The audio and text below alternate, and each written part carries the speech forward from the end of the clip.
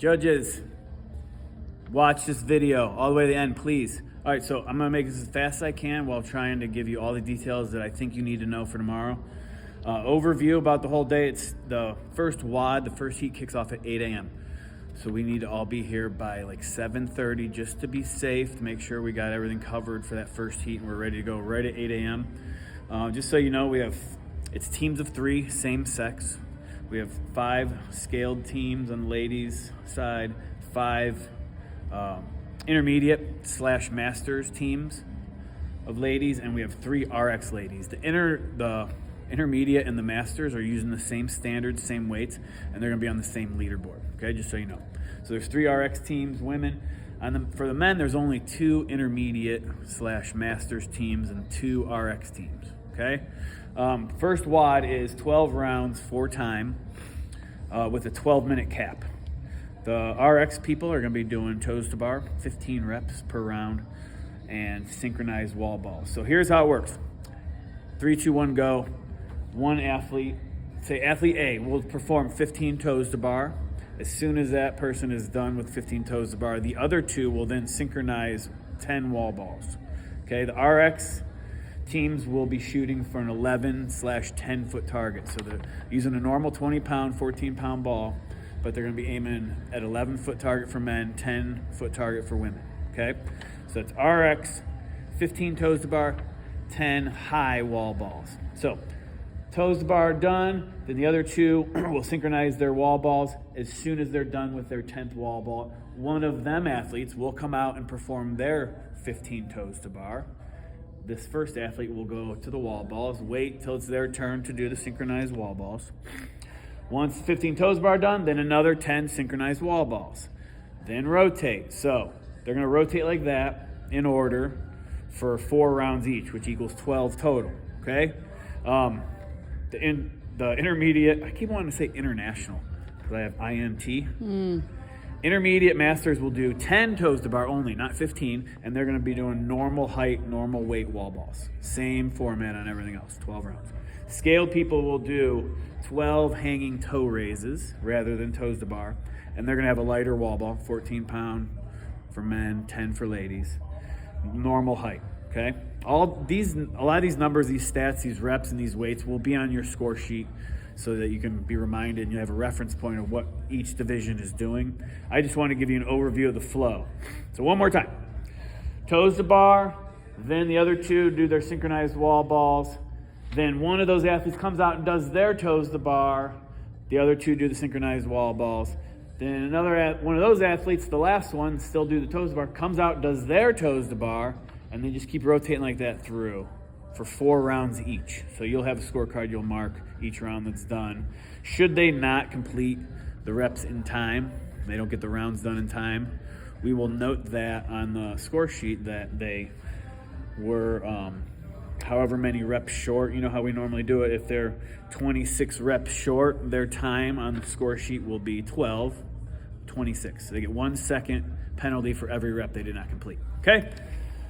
For wall balls, let's make sure they're squatting below parallel, not at parallel. Definitely not above parallel. You see someone squatting right at parallel, say something to them. Hey, get lower, get lower.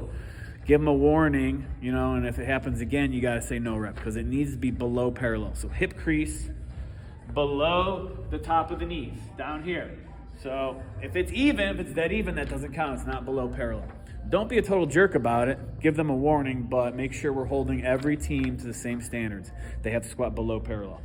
Accuracy on the wall. If their wall ball comes really close to hitting the target, and you're not positive whether it should count or not, give them the benefit of the doubt. But if that happens again, no rep. Because there's a lot of times that happens. You're like, damn, I'm not sure if that really should have counted or not. So if there's a question in your mind, give them the benefit of the doubt once, but don't keep doing that. You got to no rep them on the 2nd rep or 3rd rep if it keeps happening. If they miss completely, obviously, it's a no rep. The synchronized portion of this wall ball, just don't be a huge stickler on this. I just want them to be going together. So they're basically going to be squatting at the same time, and their ball will hit the target at basically the same time. So as long as one athlete's not a full rep ahead of the other one, that's fine. Doesn't have to be perfect timing. As long as it's pretty close, it's fine. Okay?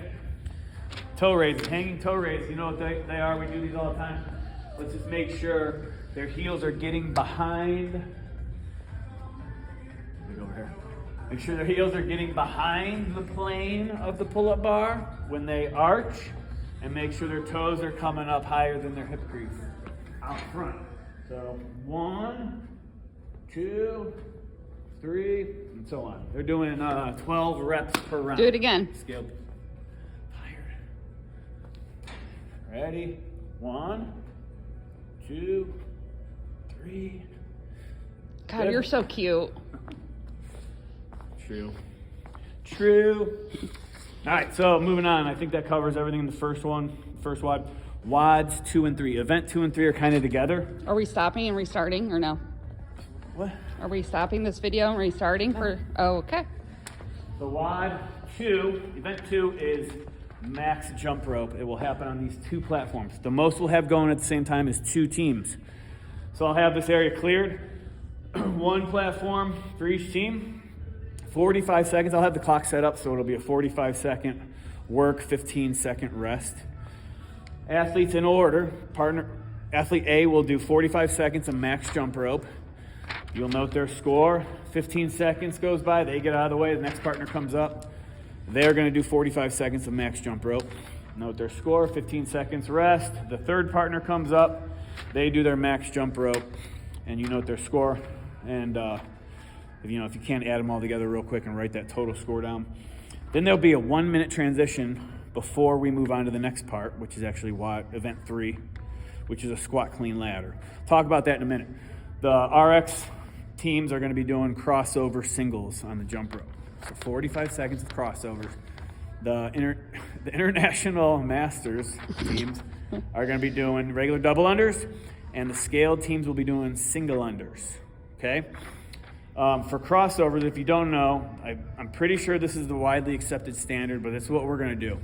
The first jump, the first regular single does not count on a crossover. The first rep is the first crossover. So they complete one and they go into that next single. Like there's a single under transition during the crossovers, that counts. So as soon as they hit a crossover, every time they jump, it counts as a rep. Until Watch they their fail. feet. So for me, I do 1 single under just to get a rhythm started. So 1 single under, then I cross over, and I'm going from there. Cross, 2, 3. So every time their feet leave the floor and the rope goes around their feet, it's a rep. Does everyone understand that? Hopefully. Double unders, you guys know how to count that. So we'll have a judge here on each platform, and when they're done with that, you will hand off your score sheet, which will be the same score sheet, to the judge that's going to be watching the squat cleans. Okay? So you'll have a little break before the next team comes up a few minutes later. I think that covers that jump rope part. So for the squat clean ladder, again, we'll have 2 teams going at a time. We're going to have 6 bars lined up here, 6 bars lined up here, and they're going to be light, a little bit heavier, kind of heavy, really heavy at the end. 6 bars. They must perform a full squat clean. The RX teams definitely have to hit a nice, smooth, full depth squat clean. I noted that the intermediate masters and the scaled can perform a power clean and then take it down through a squat. It doesn't have to be smooth. It just has to be a clean that passes through the full squat depth below parallel. Okay? As soon as they stand up, everything's locked out. You say good, they can drop the bar, hop on, run up to the next bar, and do the same thing there. So it's a ascending weight ladder.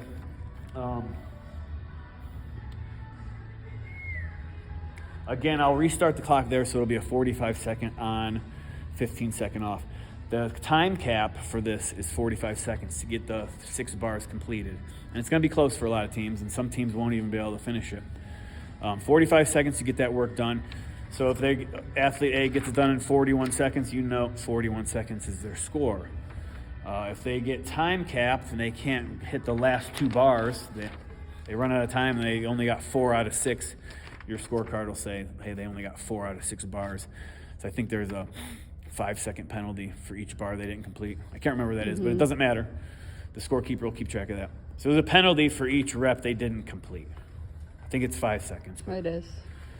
So anyway, so the score here will be their total time. So if each athlete finishes it in 40 seconds, their team score will be 2 minutes flat. All right. They also have the option of hitting a jerk at the end, that final bar, the heaviest bar. If they're able to complete a push jerk or a split jerk under that 45-second time cap, that's just extra credit and it's a tiebreaker. And they all know this. So if your athlete all of a sudden jerks that last bar and they lock it out before the 45 seconds is up, make sure you note on the scorecard they hit one jerk. So it's not if they pick up the barbell. It's got to be completed. The rep has to be done under 45 seconds. They can't pick it up at 44 and lock it out at 48. That doesn't count. It's got to be locked out and done in 45 seconds. So it's a speed ladder. That's it on that. Okay, and come here real quick. Just so we're all on the same page, I made this little board. It's kind of like it's going to help us stay organized and change the weights on the bar. Heats 1 and 2, these are all the women. There's going to be 2 bars. First bar will have a 10 on each side. Second bar will have a 15 on each side. A 25. The fourth bar will be a 25 and a 5 on each side. So on. And that's what's going on here. So that's heats 1 and 2. There'll be 2 scaled teams going at the same time. Both of those heats. On the third heat, there's a scaled team and an intermediate team going together. So one of those bars will stay the same, and one of them will be switched out to this. 15 plus 5 plus 2.5. All those weights will be put on one of the bars. Then, for heats 4 and 5, it's intermediates again, all the way across. So 2 bars with all the same weights. Same weights that we change here. We're going to change that one back to this. So we'll have 2 bars that look like that, all the way across. We'll all work together. This will be posted up right here by the plates. Heats 6, 7, and 8 are all RXs. The RX teams are going to go by themselves, so only one team will be going. So we only need 1 bar there. 35. Those are the weights that go on each bar. Then we'll have a little break before the men come out so we can get all our bars set up.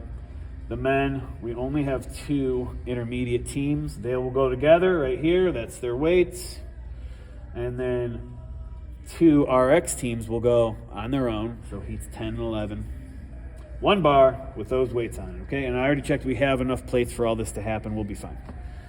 So we won't be scrambling for anything. So only one RX team is going to go at a time? Yeah. Oh, man, I think you should have both of them go at the same time. Throw it down. I would. The men could do that. I think that would be fun. The men could do that. And I wanted to, but the women, there's 3 of them. We can't have 3 going at the same time. Not enough room. So since the women are going to be going individually, let's let the men go individually. Let them have the spotlight. The whole gym will be watching them. It'll be sweet. Fine. All right, so that's it on that. WOD 4 is a 15-minute AMRAP. We'll be setting that up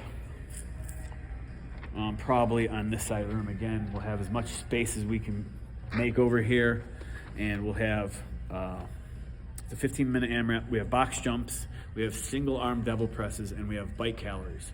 So 2 partners will work together on 12 synchronized box jumps. When they're done with the 12 synchronized box jumps, then they will work on 6 synchronized single arm devil presses. So synchronization on these, be a little tighter than you were on the wall balls. I want them to be standing up together at the top of the box. And on the single devil press, they don't have to synchronize on the floor. They just have to be synchronized at the top. So both athletes have to be locked out at the top for the rep to count at the same time. Okay? So 12 and 6. While those 2 are doing that, the other partner is on a bike, accumulating calories. Okay? Once the 12 and 6 are done, they'll rotate. One of those athletes will go hop on the bike. That athlete will come into the box jumps and devil press. And they'll keep rotating in that order, in that style, for 15 minutes. The bike calories are not actually part of the workout. They're just like a buy-in, something to keep them busy and keep their heart rate up and keep them working hard. So I kind of figured it that the bike calories should take them about 9 to 11 minutes if they're working pretty hard on it. So the last 4 or 5 minutes, instead of that partner being on the bike, they will have a rest. So when it gets really shitty and they're struggling, the bike is done. They don't have to worry about that anymore. They can get a little bit of rest towards the last couple rounds, okay? And those numbers will be on your scorecard. I don't remember what they are.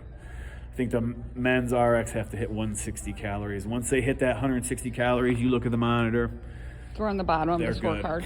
Yeah, they're on the bottom of the scorecard, so you'll know what that is. Once those calories are done, they don't have to hit the bike anymore. All right?